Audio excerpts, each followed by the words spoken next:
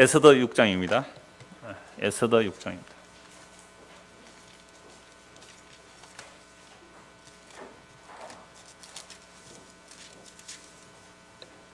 자, 에스더 6장 1절에서 14절까지 오늘 보겠는데요.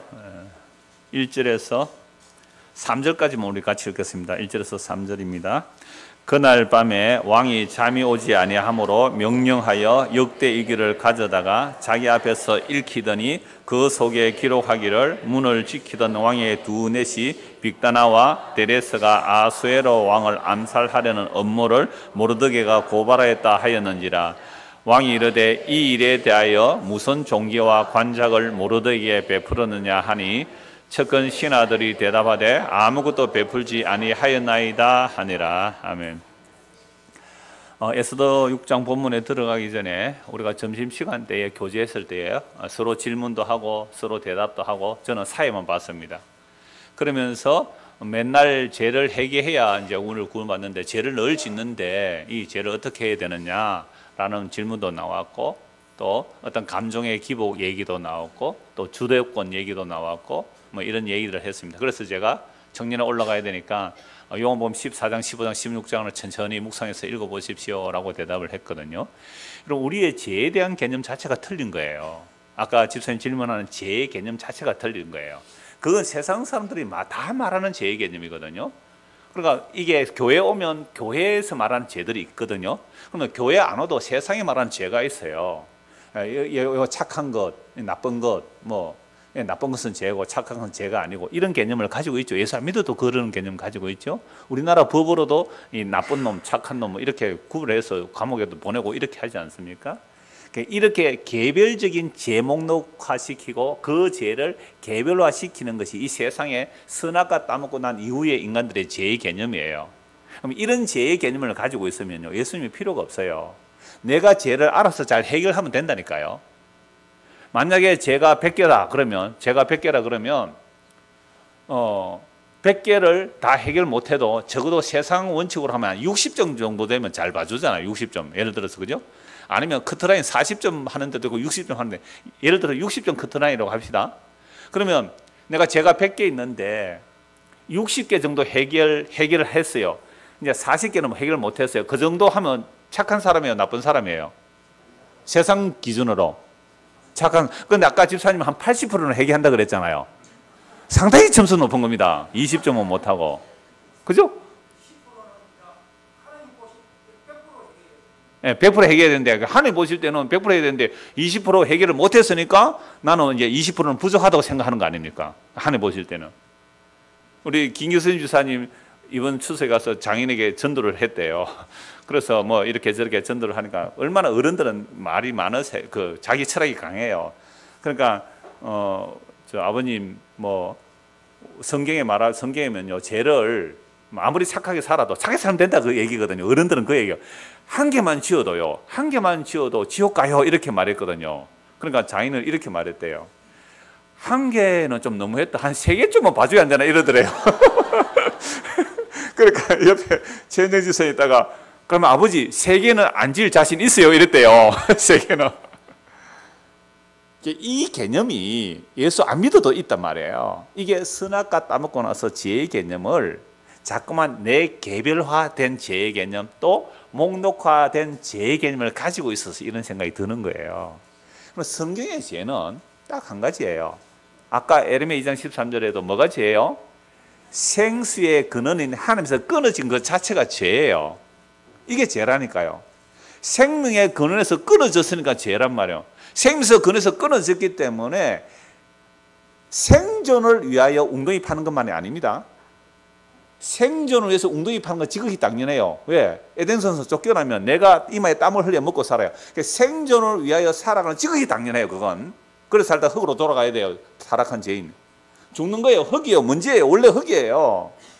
그러니까 죄의 근원이 뭐예요? 죄가 뭐예요? 생명의 근원에 접붙여지는 것이 죄를 회개하는 겁니다.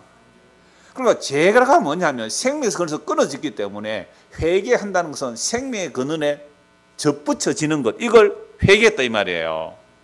그래서 요한복음 14장에 보면 예수님이 이렇게 말씀하세요. 내가 떠나가는 것이 유익하다. 내가 떠나가야 너희에게 뭘 보내준다고요? 성령을 보내준다고. 성령은 뭐예요? 예수님과 우리를 하나로 묶어내는 본드예요. 접착제이기도 끈이에요. 성령이. 그래서 요한복음 14장에서 내가 떠나가야 보혜사 성령을 보내준다 하고, 요한복음 15장에 포도나무와 가지 비유가 나옵니다. 포도나무 가지 비유가 나오는데, 포도나무에 가지가 붙어 있으면 저절로 열매를 맺지만, 포도나무가 떨어져 있으면 혼자 지어 짜내다가 열매도 못 맺고 결국 말라 죽는 거예요. 이게 죄입니다. 그러면 회개하고 예수 믿는다는 건 뭐예요? 나는 예수님이 생명의 포도나무인데 내가 예수님에게 끊어져 있기 때문에 나는 말라 죽는 인생이군요. 그러므로 예수님이 나에게 영원한 생명을 공급해 주셔야 됨을 믿습니다. 이게 뭐예요? 회개하고 예수 믿는 거예요. 그럼 포도나무 붙어 있지요. 포도나무 붙어서 살아가는 이것을 하나님 보실 때는 그게 죄 용서를 해 주셨다는 거예요. 그래서 요한복음 16장에 나오면 보혜사 성령을 보내주시면 죄에 대해서 책망을 하는데, 죄란 예수님을 믿지 않는 것이 죄라고 그래요. 그러면 죄를 목록화 시켜버리면 자꾸만 나는 10가지 죄를 지었으니까 나의 의로운 행위로 죄를 상쇄시켜 나가려고 해요. 상쇄시켜 나가려고 해요. 그게 사탄이 심어준 죄 개념이에요. 이게 개별적 죄 목록화되면요, 예수님의 몸으로 부름을 받았거든요. 그래서 포도나무고 많은 가지들이 있는데 우리가 포도나무에 붙어서 그 진액을 빨아먹는 자체가 뭐예요? 이게 회개고 예수를 믿는 거예요. 그러면 이제 예수님에게 붙었어요. 그죠? 이제부터 죄가 뭘까요? 예수님의 생명으로부터 독립되려고 하는 것. 나는 오늘도 예수님이 나를 돌봐주지 않아도 된다는 것. 내가 스스로 죄 문제를 해결하겠다는 것. 이게 전부 죄예요. 그래서 예수를 믿습니다는 말은 나는 지금부터 영원토록 예수 그리스도로부터 생명을 공급받아야 됩니다. 이게 예수 믿습니다예요. 죄 해결됐죠? 그러니까 추석 때요, 9개는 기뻤는데, 10개는 기뻤는데 1개 때문에 기분 나쁘다 그랬잖아요. 진짜 이제 복음으로 자유하니까요, 옛날에는 어디에 추석에 노래방에 교회 가서 기도하기 바쁜데요. 근데 노래방에 갔대요. 그래서 기뻤는데 남편이 있다가 네가 추석에 1개 뭐 있노? 하더래요. 10가지가 기분이 좋았는데 1개가 기분 나빠 죽겠더래요. 하만입니다. 그래서 감정의 기복 괜찮아요. 감정의 기복 괜찮다고요. 예? 포도나무에 붙어 있으면 포도나무가 가지에게 영양분을 공급하는 거예요. 그러니까 가지는요, 지가 바람 불면 바람 부는 대로 어떻게 해요? 흔들려요. 흔들리는 거 괜찮다니까요. 주님께서 안 끊어내면 되는 거잖아요. 그래서 우리는 돌감람나무예요. 돌감람나무라는 열매를 못 맺는 거예요. 돌감람나무가 잘려서 어떻게 해요? 참감람나무 예수의 젖붙임을 받는 거예요. 그럼 젖붙임 받아서 우리는 나오는 열매가 뭐예요? 이거 전에도 말씀을 드렸는데, 이 시골에서 젖붙임 본 사람들 다 알아요. 이 나무가 이렇게 가지가 이렇게 있으면요, 이 가지 하나 잘라. 이게 돌감람나무입니다. 돌감람나무. 올리브인데요. 돌감람나무예요. 그럼 가지를 하나 잘렸단 말이에요. 이건 참 감람나무예요. 발음이 어려우니까 그냥 감나무로 합시다. 우리나라식으로.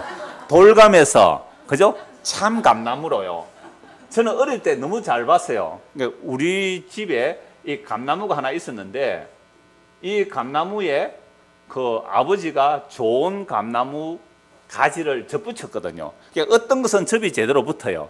근데 어떤 것은 접이 안 붙으니까 한 나무에 좋은 열매도 맺히고 안 좋은 열매도 맺혀요. 그러니까 이 세상의 원리는요, 그러니까 돌감람나무 가지를 잘라서 참감람나무 자르고 여기 붙이면 뭐가 열매가 맺혀요? 자, 이 5개, 다시 내가 어려웠어요. 여러분, 돌감의 가지를 잘라서 참감나무 가지를 자르고 돌감을 붙여서 열매가 뭐가 맺힐까요?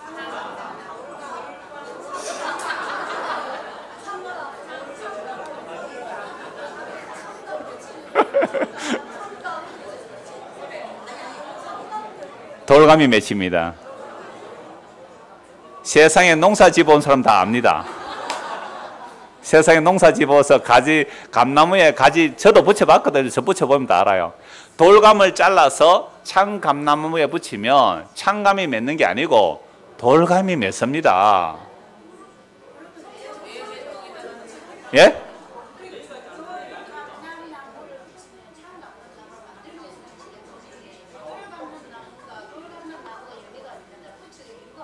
그렇죠. 예. 우리 권사님이 이렇게 말했어요. 아니, 돌감을 잘라서 참감나무에 붙이면 참감나무 열매를 맺히려고 붙이는데 그런 헛된 농사를 누가 짓겠느냐 이 말 아닙니까? 그런데 하나님은 헛된 농사를 지으세요. 정말 헛된 농사를 지어요. 농사꾼의 상식에 어긋나는 참으로 바보 같은 농사를 지어요.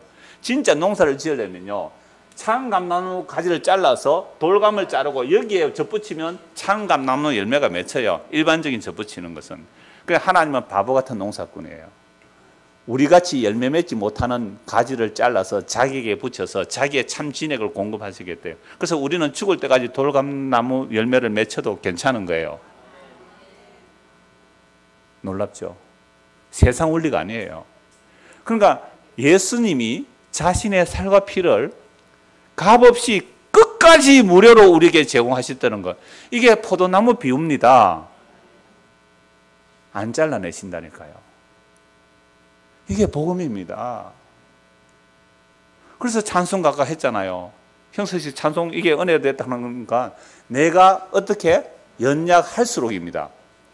그래서 옛날에 한번 가사가 내가 연약하여도라고 하더라고요. 어떤 분이 자기는 이 찬송 잘못됐다고, 내가 예수님께 붙었다면 좋은 열매를 맺어야 되지. 그래서 좋은 열매를 맺으면 맺을수록 하나님이 기뻐하는데 혹시 열매를 잘못 맺어도, 그래서 내가 연약하여도 기히 여기사 이렇게 가사를 바꿔야 된다는 거예요.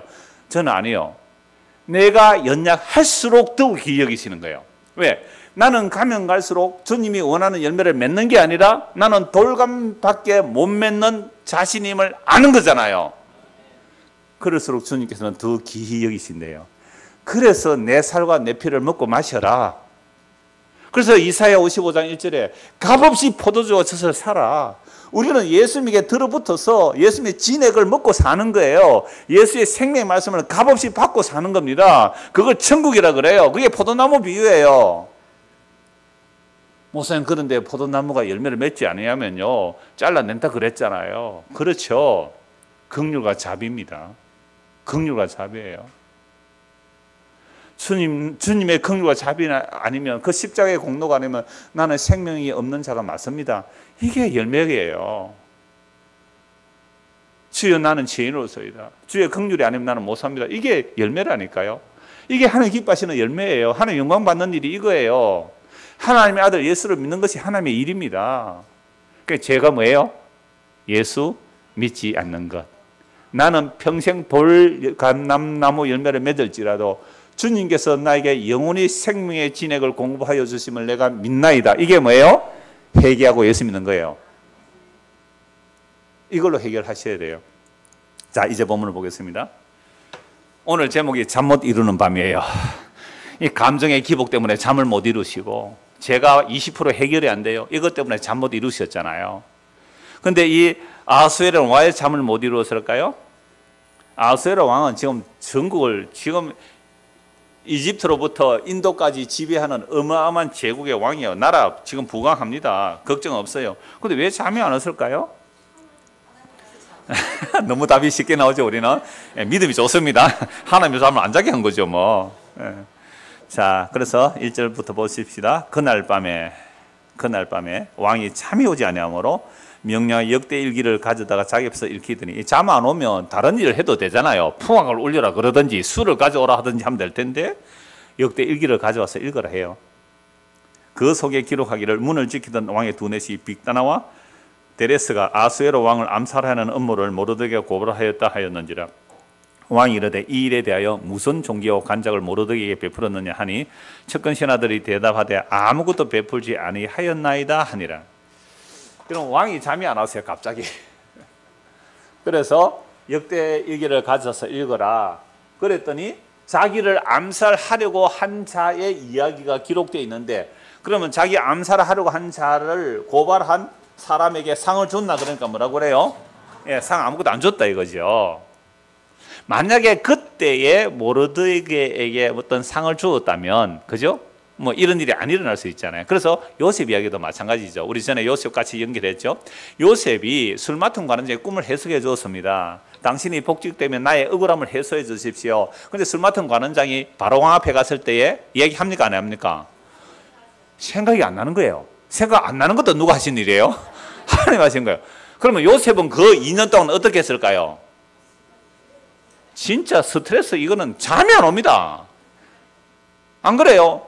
내가 말이지 꿈을 해석해주고 지가 복직됐다고 얘기했으면 나를 좀 풀어줘야 될 텐데 2년 동안 생각을 못해요. 지가 복직되는 건 너무 기분 좋아가지고 잊어버렸어요. 그 이야기. 근데 2년이 지나요. 그럼 2년 동안 요셉은요, 시편 보면 말씀이 그를 연단시켰다 그래요. 말씀이 여러분 머리 안 쥐어 뜯었을까요? 머리 막 쥐어 뜯었을 거예요. 나는 억울하단 말이에요. 행간을 한번 읽어보십시오. 나는 이런 죄를 지은 적이 없습니다. 나는 감옥에 갇힌 게 억울합니다. 그래서 당신이 복직되면 왕에게 말해주십시오. 2년을 잊어버리고 있었단 말이에요. 그런데 바로 왕이 꿈을 꾸네요. 바로 왕이 꿈을 꿔요. 그 꿈을 해석하라. 아무도 해석 못해요. 그때야 술 맡은 관원장이 그때야 기억이 나는 거예요. 내가 2년 전에 감옥에 있을 때에 내 꿈을 해석해 준 사람이 있습니다. 해서 요셉이 등극하죠. 그럼 바로 왕이 꿈을 꾼 거나 지금 아하수에로 왕이 잠을 못 이루는 거구나. 누가 일하시는 거죠? 하나님. 우리 당연히 하나님 이름이 없죠. 하나님 일하시는 거예요. 그리고 역대 읽어라. 하니까 마침 여러분 한 4년쯤 돼요. 지금 이 아하수에로 왕이 꿈을 꾼 거하고 그 모반 사건이 이런 게 약 한 4년쯤 되거든요. 이런 왕궁 일기가 얼마나 많았을까요? 왕조실록 많아요, 안 많아요? 많아요, 왕조실록. 그래서 신하에게 야 4년 전에 그 읽어라 이랬을까요? 그냥 아무거나 가서 와서 읽었겠죠. 아무거나 뽑았는데 마침 그 일기가 뭐예요? 자기 암살 사건과 모르드게 사건이. 손을 탁 뽑았는데 들고 왔어요. 그게 그 일기예요. 이게 하나님께서 만물을 섭리하신다는 사실을 믿는 사람에게는 우연이 아니죠. 우연이 아니란 말이에요. 정말 그래서 에스더에서는 하나님이란 말 한마디도 안 나오지만 완벽하게 하나님께서 자기 약속을 어떻게 이루어간지를 보여주고 있단 말이에요. 놀라운 거죠. 자, 그래서 읽으라 합니다. 4절. 왕이 이르되, 이제 새벽이 되었어요. 아침이 되었습니다. 밤에 잠을 못 잤어요. 그러니까 왕이, 모르드게 상을 줘야지, 상을 줘야지. 마음으로 이제 아침에 누가 밖에 있느냐라고 물었죠. 누가 뜰에 있느냐 하면 마침 하만이 자기가 세운 나무에 모르드게를 달기를 왕께 구하고자 하여 왕궁 바깥들에 이른지라. 그러니까 이미 우리 지난주와 연결을 시켜볼 수 있죠. 물론 2주 전입니다만 모르드게가 자기의 절을 안 하죠. 그러니까 아까 그랬죠. 10가지는 기분이 좋은데 한 가지 네가 추석에 한 게 뭐 있노 이 말 때문에 기분 다 잡쳤어요. 10가지라 막 완전 다 뒤집어 엎어요. 남편 탁 없었으면 좋겠어 막. 둘이 괴롭게 사느니면 혼자 외롭게 사는 게 좋겠어. 저 어떻게 처치할 거? 그렇게 왕다음으로 높은 사람이 하만이잖아요. 왕다음으로 자기가 못할 일이 뭐 있어요. 그런데 뭐 한 사람 절 안 하는 거 그거 그냥 넘어가면 될 텐데 그게 가만히 못 두는 거죠. 저는 이 하만 보면서 제가 다 보이더라고요. 제가 중학교 때 얘기했잖아요. 내가 반장인데 감히 떠들어? 나에게 반대해? 반장 안 한다네 이랬단 말이에요. 정말 이 인간이요. 아무리 기분 좋아도요. 사소한 거. 그래서 밥 먹다가, 그죠? 밥 먹다가 뭐 찌꺼기 하나 나온 거 보고 기분 잡치다 숟가락 팍 놓는 거예요, 우리가. 이 하만입니다. 이게 이미 타락한 인간, 나가 최고의 자주자다, 자손자다. 이 타락한 증거예요. 오늘 뭐 예배 시간에 은혜 받았느니 주님 감사합니다 하고 집에 가다가요. 은행 한 밟아보시오. 에이씨. 아모니아 냄새 난다고 얼마나 원망합니까? 그러니까 그렇게 화를 냈을 때에 그 아내하고 친구들이 그러면 저 모르드게 달도록 25m 되는 기둥 세워놓고 그날 밤에 세워놓고 그 다음 아침 일찍에 왕 앞에 가서 유다민족 단멸하기로 했어요. 그러니까 기분 나쁘다고, 그죠? 다 좋은데 딱 하나 모르드게가 자기 인사 안 하는 그거 하나 때문에 유다 민족을 멸절하려고 하는 게 인간의 타락한 현실이에요. 안 그래요? 내 말 안 듣는 놈들 어떻게 하더라? 우리 군사 쿠데타 하는 사람들 어떻게 해요? 광주 탱크로 밀어버립시다. 광주 탱크로 밀어버립시다. 이게 인간들이 하만이에요. 그 사람이 교회 집사가 장로가 그랬잖아요.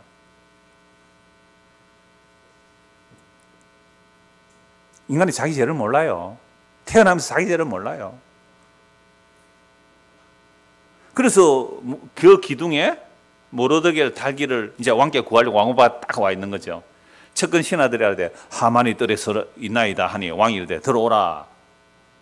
하만이 들어오거늘 왕이 묻되 왕이 존귀하게 하기를 원하는 사람에게 어떻게 하여야 하겠느냐. 하만이 심중에 이르되 왕이 존귀하게 하기를 원하시는 자는 나 외에 누구리요? 왕담으로 높은 자고, 그 다음에 또 자기가 누구 잔치에 가서요? 에스더에게 아무도 안 부르고 자기만 불렀대. 그러니까 왕이 나보다 더 존귀하게 이기는 사람이 어디에 있겠느냐. 잠언서에는 말합니다. 교만은 넘어집의 앞잡이요. 이 교만이잖아요. 왕이 존귀하게 이기는 자 나밖에 누가 있겠느냐 라고 하면서 이렇게 말하는 거예요. 왕께 아뢰되 왕께서 자 6절 하만이 들어오는 왕이 묻되 왕이 존귀하게 하기를 원하는 사람에게 어떻게 하겠느냐. 하만이 심중에 이르되 왕이 존귀하게 하기를 원하시는 자는 나 외에 누구리요 하고 왕께 아뢰되 왕께서 사람을 존귀하게 하시려면 왕께서 입으시는 왕복과 왕께서 타시는 말과 머리에 쓰시는 왕관을 가져다가 그 왕복과 말을 왕의 신하 중 가장 존귀한 자의 손에 맡겨서 왕이 존귀하게 하시기를 원하시는 사람의 옷을 입히고 말을 태워서 성중 거리로 다니며 그 앞에서 반포하여 이르기를 왕이 존귀하게 하기를 원하시는 사람에게는 이같이 할 것이라 하게 하소서 하니라. 지가 이렇게 될 줄 알고 그러면 이 하만의 마음에는 뭐가 되고 싶었어요? 왕이 되고 싶었지만 그걸 간접적으로 표현한 거잖아요.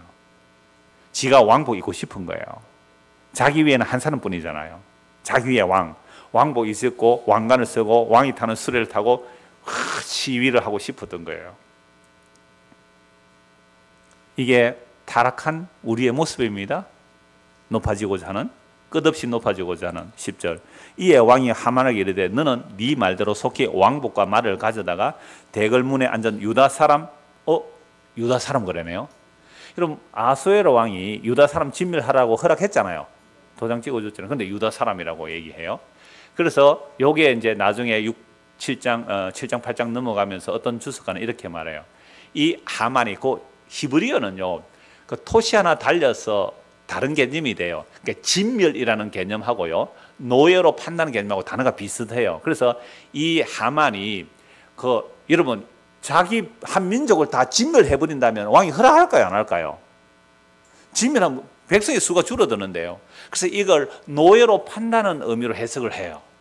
그러니까 노예로 판다면 그죠? 그 노예로 팔아도 그 노예로 판 돈을 왕궁에 채워 넣는 게 1만 달러, 은 1만 달란트가 그래 얘기했잖아요. 은 10만 달란트 그렇게 얘기했죠. 그러니까 이 해석도 일리가 있어요. 그러니까 나중에 에스더가 이렇게 해요. 자, 다음 주에 보겠습니다. 에스더가 아수르 왕에게 우리 민족이 노예로 팔렸더라도 나는 왕에게 청혼 안 하겠습니다. 노예로 팔려가도 청혼 안 하겠습니다. 그런데 우리 민족이 죽게 돼서 내가 청혼합니다. 이렇게 나오거든요. 그럼 하만이 조작할 수 있는 거예요. 아수르 왕에게 모르드게 한 놈 때문에 유다 민족을 진멸시킨다고 돼 있잖아요. 근데 여기에 노예로 팔겠다는 그런 생각으로 본 거예요. 그래서 유다 사람 이렇게 말할 수 있다는 거죠. 얼마든지 일리가 있더라고요. 자, 그건 또 다음 주에 더 자세히 보도록 하고요. 자, 그렇게 유다 사람을 이제 에게 그렇게 하라. 네가 말한 것에서 조금 더 빠짐없이 하라. 그럼 제일 높은 사람이 누구예요? 아니에요. 하만, 지금 하만. 그러니까 제일 높은 사람 하만의 손에 왕이 높이고자 한 모르드게를 왕복 입히고 술에 태우고 지는 말 끌고 왕께서 높이고자 하는 사람은 이렇게 대접합니다 하고 돌아왔으니까 그 속이 어땠을까요? 11절 하만이 왕복과 말을 가져다가 모르드게 옷을 입히고 말을 태워 성중 거리로 다니며 그 앞에서 반포하되 왕이 존귀하게 하시기를 원하시는 사람에게는 이같이 할 것이니라 하니라. 모르드게는 다시 대궐문으로 돌아오고 하만은 번뇌하여 머리를 사고 급히 집으로 돌아갔어. 죽을 지경이죠 지금. 자기가 당한 모든 일을 그의 아내 세레스와 모든 친구에 말하며 그중 지혜로운 자와 그의 아내 세레스가 이르되 모르드게가 과연 유다 사람의 후손이면 당신이 그 앞에서 굴욕을 당하기 시작하였으니 능히 그를 이기지 못하고 분명히 그 앞에 엎드러지리라. 아직 말이 그치지 아니하여서 왕의 내시들이 이르러 하만을 데리고 에스더가 베푼 잔치에 빨리 나아가니라. 이 잔치에 가는데 이제는 정말 고민해서 가잖아요. 이 잔치가 무슨 잔치가 돼요? 자기 죽는 잔치가 되죠. 이건 이제 다음 주에 보겠는데요. 자, 여기서 13절에 자기가 당한 모든 일을 그의 아내 세레스와 모든 친구에 말하죠. 그런데 그 중에 어떤 사람이 있다고요? 지혜로운 자. 이건 단지 지식적으로만 지혜로운 자 일 수도 있고, 아니면 하나님의 어떤 뜻을 아는 사람일 수도 있어요. 그래서 지혜로운 자가 아내 세레스와 함께 모르드게에게 말하기를, 과연 모르드게가 누구라면요, 유다 사람의 후손이라면 이제 당신이 굴욕을 당하기 시작했기 때문에 당신은 그 사람 앞에서 엎드러질 것이다, 죽을 것이다, 이렇게 말해요. 어떻게? 이방 나라 사람인데요, 유다 사람, 모르드게가 유다 사람이라면 당신이 그 앞에 굴욕을 당했으니까 결국 엎드러질까? 이 말을 이방 사람이 했을까요? 한번 추측을 해보세요. 여러분, 지금 무슨 제국이에요?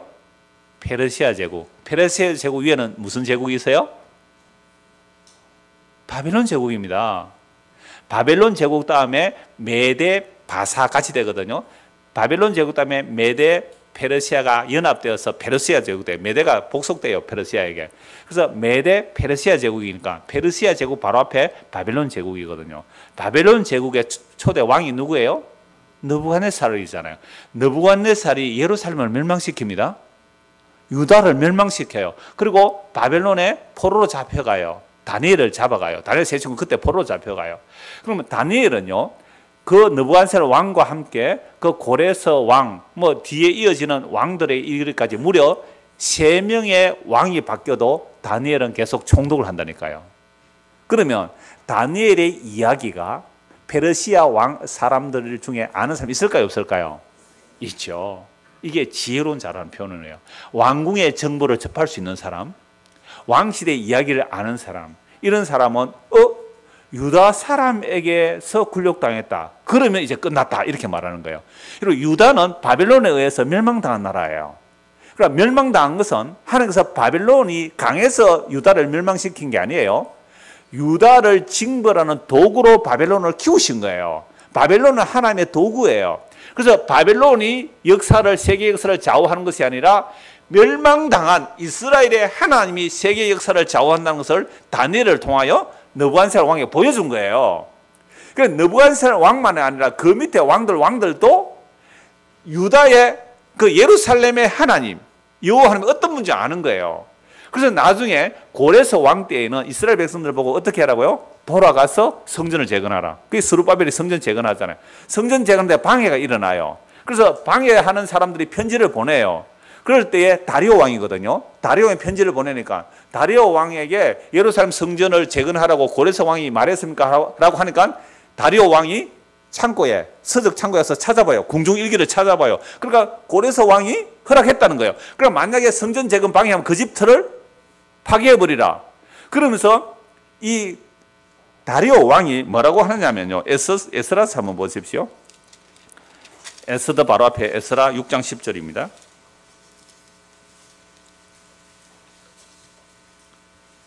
에스라 6장 10절.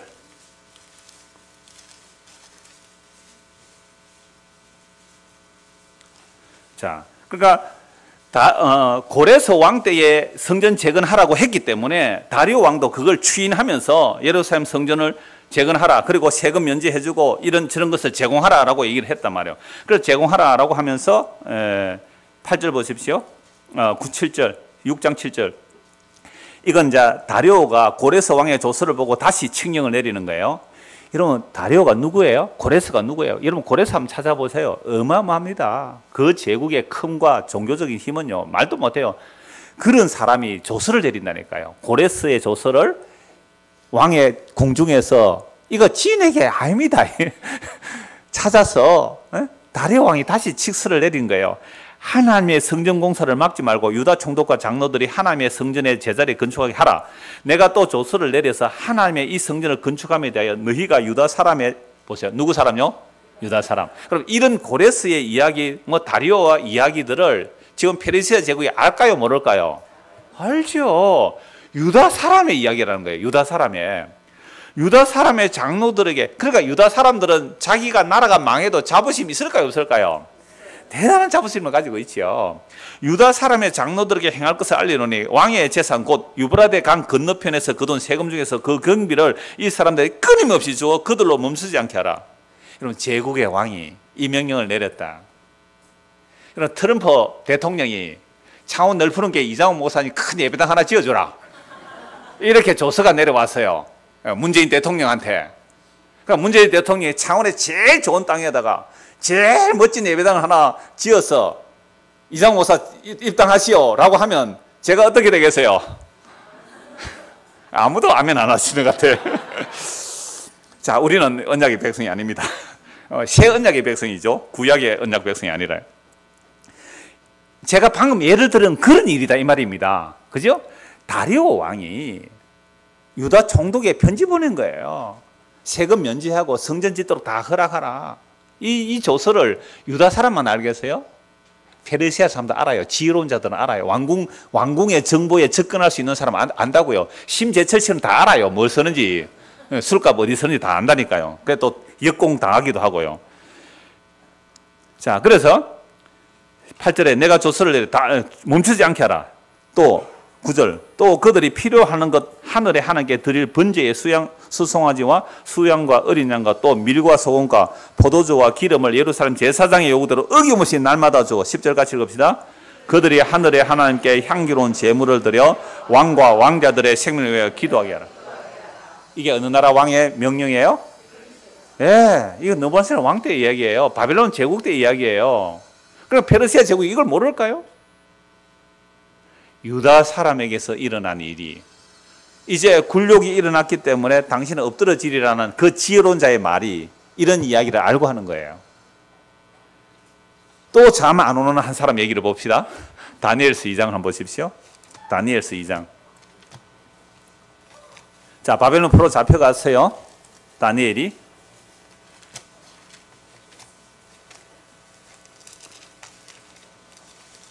다니엘 2장 1절입니다. 느부갓네살이 다스린 지, 느부갓네살이 남유다 예루살렘을 멸망시킨 왕입니다. 그리고 포로로 잡아가세요. 다니엘과 그 세 친구들도. 느부갓네살이 다스린 지 2년이 되는 해에 느부갓네살이 꿈을 꾸고 그로 말미암아 마음이 번민하여 잠을 이루지 못한지라. 야도 잠을 못 자네요. 얘는 왜 잠을 못 자요? 꿈을 꾸는데 그 꿈이 기억이 안 나. 그런데 너무너무 생생하고 무섭고 두렵고 정말 놀라운 이야기인데 도대체 꿈이 생각이 안 나요. 그래서 이 꿈이 뭘까라고 생각하느라고 뭘 못해요? 잠을 못 자네. 잠 못 이루는 밤에 하나님의 역사는 이루어집니다. 그래서 잠을 못 이루고 있는데, 그래서 왕이 그 다음날 이제 그 백성들 부르죠. 2절. 왕이 그의 꿈을 자기에게 알려주도록 박수, 술객, 점쟁이, 갈대기, 술사. 점치고 무당하고 다 하는 사람. 옛날에 이들이 왕의 참모들이에요. 왕의 참모들이 있어서 부르라 말하며 그들이 들어가서 왕의 앞에 선지라. 왕이 그들에게 이르되 내가 꿈을 꾸고 그 꿈을 알고자야 마음이 번민하도다 하니 갈대아 술사들이 아람말로 왕에게 말하되 왕이여 만수무강하옵소서. 왕께서 그 꿈을 종들에게 이르시면 우리가 해석해 드리겠습니다. 왕이 갈대아인들의 대답에 이르되 내가 명령을 내렸나니 너희가 만일 꿈과 그 해석을 내게 알게 하지 아니하면 너희 몸을 쪼갤 것이니 너희의 집을 그름더미로 만들 것이요 너희가 만일 꿈과 그 해석을 보이면 너희가 선물과 상과 큰 영광을 내게서 얻으리라. 그런즉 꿈과 그 해석을 내게 보이라 하니 그들이 다시 대답하여 이르되 원하건대 왕은 꿈을 종들에게 이르소서 그리하시면 우리가 해석하여 드리겠나이다 하니 왕이 대답하여 이르되 내가 분명히 아노라. 너희가 나의 명령이 내렸음을 보았으므로 시간을 지연하리라 하미로다. 너희가 만일 이 꿈을 내게 알지 아니하면 너희를 처치할 법이 오직 하나이니 이는 너희가 거짓말과 망령된 말을 내 앞에서 꾸며 말하여 때가 변하기를 기다리라 함이라. 이제 그 꿈을 내게 알게 하라. 그리하면 너희가 그 해석도 보일 줄을 내가 알리라 하더라. 갈대아인들이 왕 앞에 대답해 이르되 세상에는 왕의 그 일을 보일 줄가 한 사람도 없으므로 어떤 크고 권력 있는 왕이라도 이런 것으로 박수에게나 술객에게나 갈대아인들에게 물은 자가 없나이다. 왕께서 물으신 것은 어려운 일이라 육체와 함께 살지 아니하는 신들 외에는 왕 앞에 그것을 보일 자가 없나이다 한지라. 왕이 이로 말미암아 진노하고 통분하여 바벨론의 모든 지혜자들을 다 죽이라 명령하니라. 왕의 명령이 내림에 지혜자들을 죽게 되었고 다니엘과 그의 친구들도 죽이러 찾았더라. 왕이 잠 안 와서 지금 누구까지 죽게 되었어요? 다니엘도 다 죽게 되었어요. 그러면 여러분 점치고 예언한다는 사람들이 가짜임이 드러나죠. 내 꿈을 알아맞히고 내 꿈을 알게 하고 해석까지 해라. 이거 알 수 있는 점쟁이가 있을까요? 여러분 기도해서 뭐 응답받는 사람들 있어요? 제가 어젯밤에 무슨 꿈 꾼지 아시는 분 계세요? 제가 오늘 아침에 자기 일어나기 전에 꿈을 꿨거든요. 꿈을 꿨어요.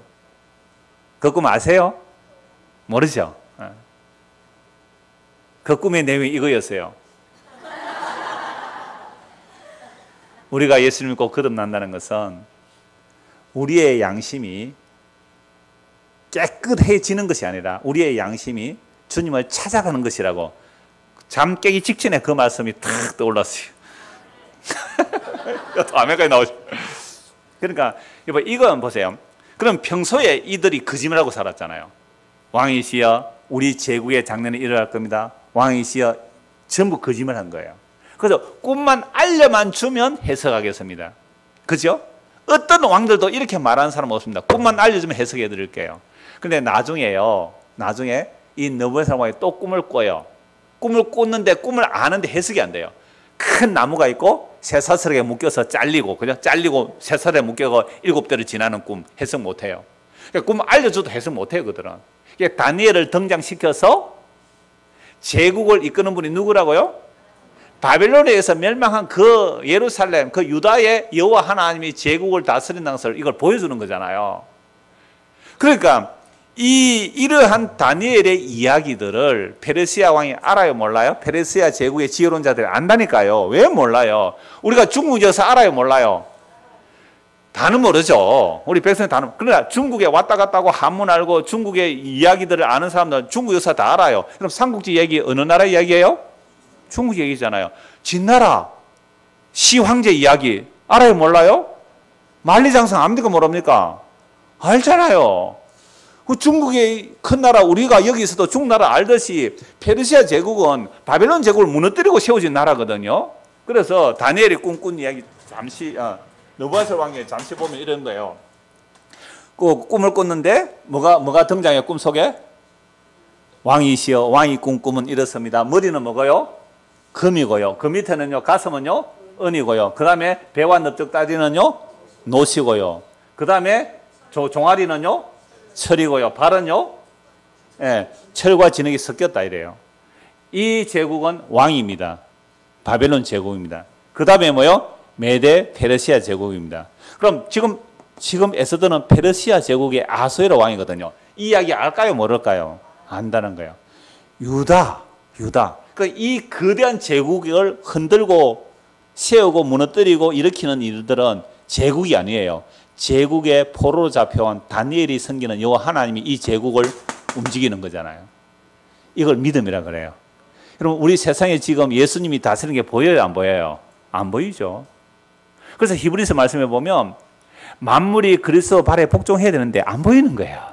언제까지 안 보일까요? 재림할 때까지 안 보입니다. 그래서 성경의 계시를 통하여 믿음으로만 아는 거예요.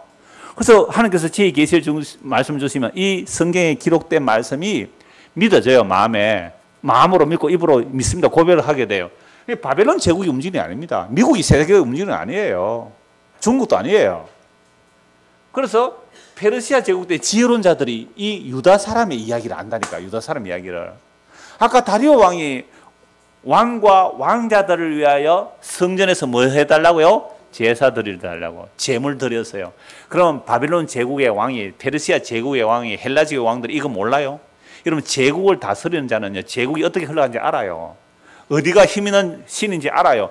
자기 거대한 제국의 왕들이요 자기 자식들의 재물을 성전에 갖다 바쳤어요. 예루살렘 성전에. 그래서 예루살렘 성전에는 황금 보석이 그렇게 많이 쌓이는 거예요. 그러니까 이 왕들이 알아요. 요 하나님. 그래서 느부갓네살 왕, 특히 고레스는요, 하나님께서 고레스를 나의 목자로 그랬습니다. 고레스를 하나님이 자기 목자로 삼는다고요. 이걸 왜 모를까요? 아수르 왕도 알지요. 그게 지혜로운 자예요. 자, 그 다음에 검은 노스로 된 제국, 헬라 제국이에요. 바벨론 제국이에요. 페르시아 제국, 메데 페르시아 제국이요. 헬라 제국이에요. 그 다음에요, 새가 강하면요, 로마 시대예요. 그럼 로마 시대인데 발에 새와 진흙이 섞였다는 이건 뭐겠어요? 통일 로마 시대예요. 로마 황제가 아우구스티누스가 아니고 로마 황제 옥타비아누스가 통일하면서 큰 나라들을 통합하니까 로마와 완전히 동화되지 않았지만 진흙이라도 로마가 정복하면 무슨 나라가 돼요? 로마. 그래서 새와 진흙이 섞인 나라라 그래요. 자, 이 제국 신상 때에 이 로마 시대 때요. 이 로마 시대 때에 사람의 손에 의하지 않은 작은 돌멩이 하나 딱 떠요. 이 돌멩이가 발을 치니까 로마 시대잖아요. 이것은 먼지가 돼서 날아가 버리고 이 또 조그만 돌멩이는 어떻게 해요? 태산을 이룬다. 근데 이 태산이 눈에 보이지 않는 나라라 이 말이죠. 이게 지금 다니엘이 느부갓네살 왕이 꿈을 꾼 거잖아요. 다니엘이 해석해줘요. 그대로 일어났습니까? 안 일어났습니까? 그래서 갈라디아서 4장 4절에 보면 때가 참에 하나님의 아들이 사람이 되셨다는 것을 여자 아래 오시고 율법 아래 오셔서 그게 로마 시대예요. 그 때가 찬 거예요. 하나님의 경륜의 때가 로마 시대 때. 그래서 십자가로 다 이루시고 이제는요, 우리는 새언약 시대예요. 새언약 시대예요. 그러면 이 새언약의 시대에서는 정말로 예수님이 누구신지 알고 믿는 것, 이게 가장 큰 놀라운 복이고 하나님의 은혜를 받은 거예요. 자, 그래서 아까 에스라 6장 10절 말씀 본 것처럼 결국 고레스 왕의 칙령을 확인하고 다리오 왕이 재물을 보내면서 유다의 하나님 어떤 분을 아는 거죠. 그래서 느부갓네살이 결국 나중에 이렇게 말해요. 이때도 이 느부갓네살 왕이 꿈 처음 해석해 준 걸 보고 야, 다니엘을 총리로 세우잖아요. 그 밑에 왕도 마찬가지예요. 그 밑에 왕들도 마찬가지고. 그러니까 다니엘이 해석해 줬기 때문에 이런 이야기들을 지금 아하수에로 왕의 시대의 지혜로운 자가 아는 거예요. 유다 사람에게 굴복당했다. 너 끝났어. 그래서 구원이 어디로부터 와요? 유다인으로부터 오고 유다로부터 온다 그랬어요. 유다에서 누가 와요? 예수 그리스도잖아요. 예수 그리스도 그분에게 굴복하는 거예요. 그분에게. 그래서 이제 너는 끝났다 이 말입니다. 그래서 오늘 저와 여러분이 예수 안 믿는 것이 뭐예요? 예수 안 믿는 것이 하나님을 대적하는 거예요. 그 예수 믿는 것이 뭐예요? 이게 하나님의 영광이고 예수 믿는 것이 하나님의 영광이에요. 예수 믿는 것이 하나님 뜻이 다 이루어지는 거잖아요. 그래서 우리가 예수 믿습니다라는 고백을 하는 것은 정말로 하나님께서 지혜와 계시의 정신을 주셔서 이 성경을 통하여 누구 얘기하는지를 알게 하는 거예요. 예수님 얘기예요. 자, 그렇다면 오늘 마무리하겠습니다. 그래서 아까 그거들 에스더 6장 13절 한 번 더 봅시다. 자기가 당한 모든 일을 그의 아내 세레서와 모든 친구에 말하되 그중 어떤 자가요? 지혜로운 자와 그의 아내 세레서. 세레서도 아주 지혜로운 자의 축에 들어가네요. 지혜로운 자가 뭘 알아요? 모르드게가 과연 유다 사람의 후손이라면 당신이 그 앞에서 굴욕을 당하기 시작했기 때문에 너희 그를 이기지 못하리라. 이게 누구 얘기? 바벨론 제국과 메데 페르시아 제국을 통하여 지혜로운 자를 알아요. 유다 사람의 하나님이 어떤 분을 알아요. 당신은 이제 끝났어요. 이 얘기를 하는 거예요. 그래서 나발 같은 사람도 있잖아요. 미련하고 다윗을 대적하잖아요. 나발이 미련하고, 나발의 아내는 지혜로운 자예요. 다윗을 알아봐요. 그럼 이 땅에 그 아브라함과 다윗에게 약속하신 그 후손으로 오신 분이 어떤 모습으로 와요? 연약하고 보잘것없는 모습으로 오잖아요. 그 예수 그리스도 앞에 누가 무릎을 꿇을까요? 그분이 천지를 창조하셨고 그분이 온 세상 우주 만물을 붙들고 계신다는 사실을 누가 알까요? 그걸 알고 믿는 사람은 잠 못 이루는 밤이 아니라 잠을 달게 잡니다. 혹시 잠을 못 이루신다면 말씀 보고 기도하십시오. 제가 우리 사람한테 잠이 안 온다 그러면 뭐 갱년기 때문에 잠도 안 오고 뭐 그럴 거예요. 그러면 말씀 보고 기도하세요. 이래요, 제가. 말씀 보고. 그 잠이 안 온 걸 통하여 또 말씀 보고 기도하고 은혜 받으면 되잖아요. 그러니까 잠을 안 오게 하시는 분도 하나님이시고 잠을 자게 하시는 분도 하나님이세요. 어떤 그 뭐 카페에 어떤 분이 그래요. 오늘은 편히 잠을 자려고 누웠는데 자기 집에 마나님이 코를 너무 고는 바람에 잠을 못 주무시고 밖에 나와서 성경을 봤대요. 그래서 잠을 못 자게 하는 것도 하나님의 은혜다 그럽니다. 성경 몇 거 보고 마무리하겠습니다. 시편 127편 한번 보십시오. 시편 127편입니다.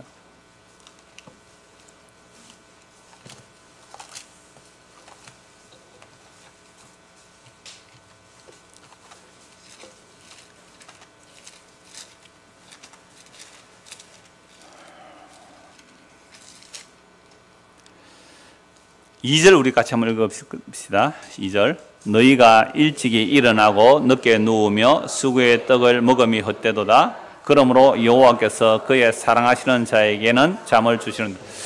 여러분 그 전도서에 보면요, 노동자는 뭐 많이 먹거나 적게 먹거나 편히 단잠을 자는데 부요한 자는 부요함으로 잠을 이루지 못한다 그래요.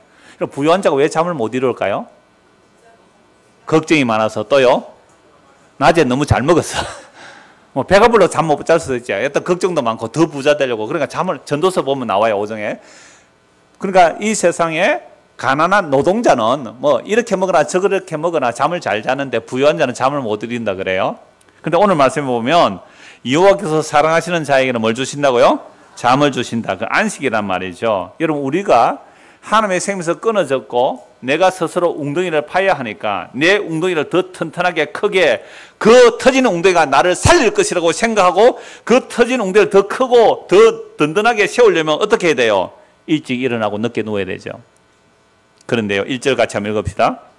여호와께서 집을 세우지 아니하시면 세우는 자의 수고가 헛되며 여호와께서 성을 지키지 아니하시면 발수꾼에 깨어 있음이 헛되도다. 여러분 이거 정말 믿으십니까? 정말 이 말씀 믿으세요? 적어도 우리가 예수를 믿는다는 것은 아까 우리 집사님 얘기했잖아요. 교회 나와서 성경대로 하면 뭔가 잘 될 줄 알았대요. 그래서 막 성경도 뭐 몇 달 만에 다 읽어버리고 막 새벽기도 가고 열심히 했는데요. 열심히 하니까 집 날라가 버리고요. 열심히 하니까 갑자기 회사가 망해가지고요. 뭐 다른 데 넘어가 버리고요. 뭐야 이거?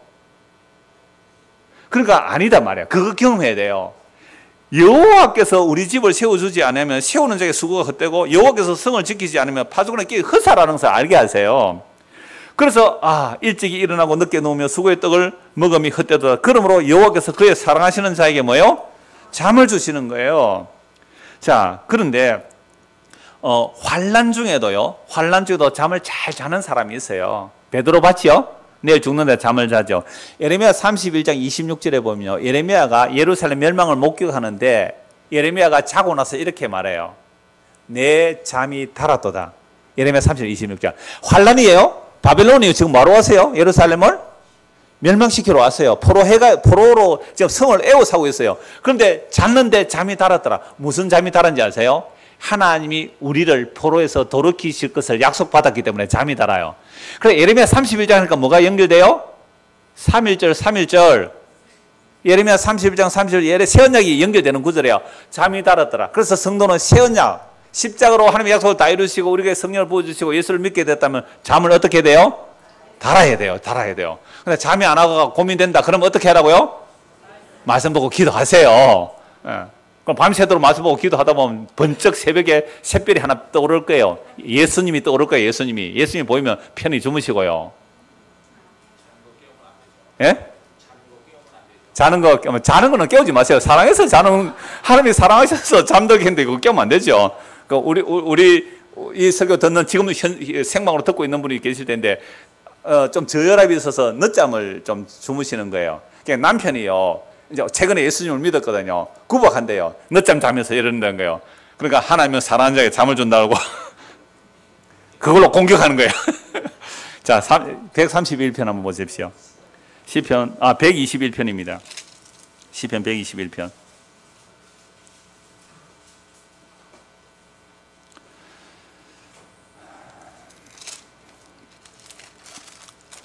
내가 산을 향하여 눈을 들리라. 나의 도움이 어디서 올까?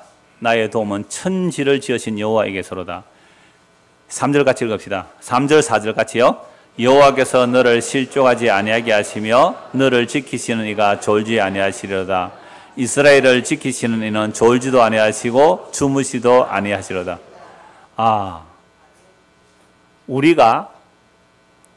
우리를 지키시는 분이 어떻게 하신다고요? 졸지도 않고 주무시도 아니하고. 그러면 아하수에로 왕의 잠을 안 오도록 지금 누가 일하세요? 주님께서 졸지도 주무시도 아니하시고 아하수에로 왕 잠 안 오게 지금 깨워놔야 돼요. 아무도 안 믿는 눈치 같아요. 그러니까 역대일기를 가져와야 되고 읽어야 되고 하만 이야기가 나와야 돼요. 여러분 정말 주님께서 졸지도 주무시지 않고 자기 백성을 지키심을 믿습니까? 그럼 편히 좀 잡시다. 편히 좀 잡시다. 예, 질문 있습니다.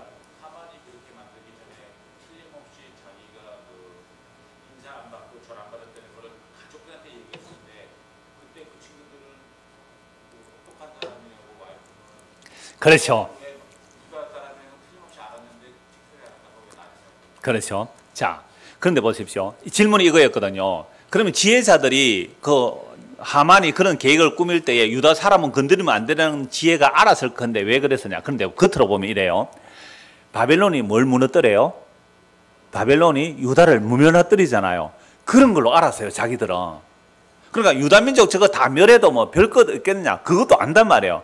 그러니까 그 지혜를 주고 안 주고가 누구 손에 달린 거예요. 그러니까 만약에 알았다면 하만이 이 작전 쓸 때 지혜자들에 말렸겠죠. 그러니까 겉으로 드러날 때는 예수 믿는 사람 다 잡아 죽어도 별일 없다 이렇게 나오는 거죠, 세상은.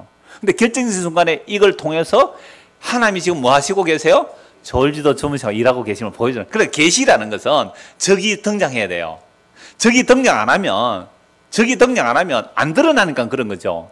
이걸 그래서 제가 가끔씩 성경을 대하 드라마라고 보세요. 예수 그리스도를 드러낸 대하 드라마로 보란 말이에요. 그러니까 뱀의 후손이 여자의 후손의 발꿈치를 상하게 해야 돼요. 그래야 머리를 밟아서 깨는 거잖아요. 그러니까 하만이 드러나야 돼요. 드러나야 돼요. 그런데 이 하만이 누굽니까? 문제는. 네.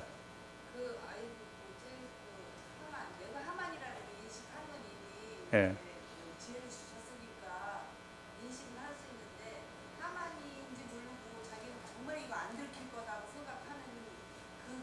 네. 그것도 하나님께서 열심히 졸지도 주무시고 일하셔가지고 가려놔야 돼요. 눈을 가려놔야 돼요. 그래야 하만의 악이 드러나는 거죠. 예. 그래서 여호와께서 졸지도 주무시지 않고 일하시니까 잠 안 올 자는 잠 안 오게 하시고 잠 잘 자는 잠 잘 자게 하시고 이게 결론이다 이게. 여호와는 너를 지키시는 이시라. 여호와께서 내 오른쪽에서 내 그늘에. 왜 오른쪽입니까? 하나님의 구원은 항상 오른쪽으로 얘기를 해요. 하나님의 오른팔 그리스도를 말하기도 해요. 자, 낮에 해가 너를 상하지 아니하며 밤의 달도 너를 해하지 아니하리로다. 여호와께서 너를 지켜 모든 환난을 면하게 하시며 또 내 영혼을 지키시로다. 8절 같이 읽읍시다. 여호와께서 너의 출입을 지금부터 영혼까지 지키시로다. 그러니까 잠이 안 올 때 있지요. 걱정될 때 있지요. 그래도 이 말씀 기억하십시오. 주님께서 졸지도 주무시도 아니하시고 자기 백성을 지금부터 언제까지요? 영원토록 인도하세요. 그게 십자가로 다 이루셨고 다 이루신 언약을 우리에게 주실 때에 예레미야는 그 예루살렘의 멸망을 눈으로 목격하면서도 잠이 달았더라. 뭘 보니까요? 십자가를 바라보니까, 새 언약을 바라보니까 예수님의 다 이루심이 우리 안에 참된 안식이 되기를 소원합니다. 기도하겠습니다. 하나님 아버지, 예수님께서 이 땅에 오셨을 때에 내 아버지께서 일하시니 나도 일한다라고 하셨습니다. 그 예수님의 일하심을 다 이루었다는 자리가 십자가입니다. 도대체 십자가에서 무엇이 다 이루었는지 우리에게 알게 하시고 그 다 이루었음을 믿는다면 참으로 우리 안에 안식이 옳더니 이 안식으로 인하여 자유하게 하시고 이 안식으로 인하여 감사하게 하시고 이 안식을 맛보았기에 완전한 안식을 바라보며 주님 다시 오시기를 기다리며 살아가는 성도들이 되도록 은혜를 베풀어 주옵소서. 예수 그리스도를 받들어 기도드리옵나이다. 아멘.